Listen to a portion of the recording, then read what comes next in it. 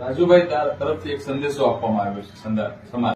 જય શ્રી રામ મિત્રો, સ્વાગત છે તમારું એક નવા વિડીયો ની અંદર. મિત્રો, હવે જેલમાંથી પણ જો રાજુભાઈ સોલંકી સંદેશો આપે છે, જેના બહાર માણસો છે, કહેવામાં આવે છે જેલની અંદરથી જ્યારે એની વાઈફ એને મળવા ગઈ ને જ્યારે બહાર આવ્યા ત્યારે એના માણસોને એવું કીધું કે હવે કોઈને કાંઈ બહારથી કરવાની જરૂર નથી, કેમ કે હવે આ લડાઈ છે એ કહેવામાં આવે છે રોડ ઉપર નથી, આ કાનૂની લડાઈ છે. તો હવે ખબર છે બધા લોકોને રોડ ઉપર અત્યારે ગમે એ કરે તો પણ કાંઈ થવાનું નથી, કેમ કે હવે આમાં જે છે એ કાનૂની લડાઈ છે. અને હવે જયરાજસિંહનું આમાં તો કોઈ નામ પણ નથી આવતું, પણ રાજુભાઈ એમ કહે છે કે આની પાછળ જયરાજસિંહનો હાથ છે.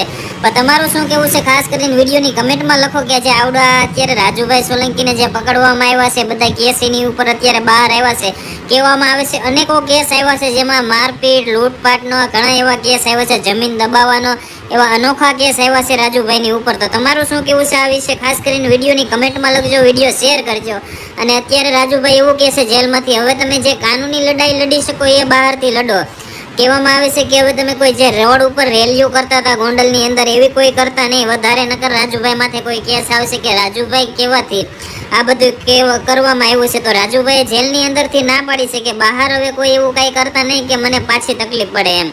તો ખાસ કરીને આ વિડીયો શેર કરો. અને તમારું શું કહેવું છે આ વિવાદ વિશે, કે આ જે વિવાદ છે એમાં કોઈ રાજુભાઈને જે અત્યારે જેલ હવાલે કરવામાં આવ્યા છે એમાં જયરાજસિંહનો કોઈ હાથ હોય એવું તમને લાગે છે? તમને જે પણ લાગતું હોય ખાસ કરીને વિડીયોની કમેન્ટમાં લખો, વિડીયો શેર કરો અને સાંભળો. જે જેલમાંથી આવીને એની વાઈફે જે એના માણસોને કીધું, જે એના લોકો છે, દલિત સમાજના લોકો છે, એને એક સંદેશો આપ્યો છે. શું સંદેશો આપ્યો છે તમે પણ સાંભળો. અને ખાસ કરીને વિડીયોમાં કમેન્ટમાં લખજો કે આ સંદેશો રાજુભાઈએ શું કામ આપેલો છે. તમને જે પણ લાગતું હોય ખાસ કરીને કમેન્ટમાં લખવાનું ભૂલતા જ નહીં. અને 100% ચેનલમાં નવા હોય તો સબસ્ક્રાઇબ ફોલો કરવાનું ભૂલતા નહીં. આપણે ગુજરાતની હરેક માહિતીના વિડીયો જોવા મળશે. તો સાંભળો તમે શું કહે છે.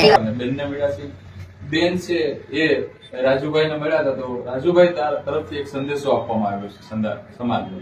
બેને એવું કીધું કે સિંગલ આવેદન પણ રાજુભાઈએ સમાજને આપવાની ના પાડેલી છે. આવી બેને અમે બધા આગેવાનો જે અત્યારે બેનને મળીને આવ્યા ત્યારે બેને અમે સ્વીકાર કર્યો છે. કારણ કે આ લડાઈ હવે આપણે જે છે એ રોડ પરની નથી, હવે જે લડાઈ છે એ હાલ ન્યાયિક લડાઈ છે, મતલબ કાનૂની લડાઈ છે. તો આ લડાઈ છે એ લડાઈના ભાગરૂપે આપણે કેવી રીતે લીગલ સાઈડ લડીએ એ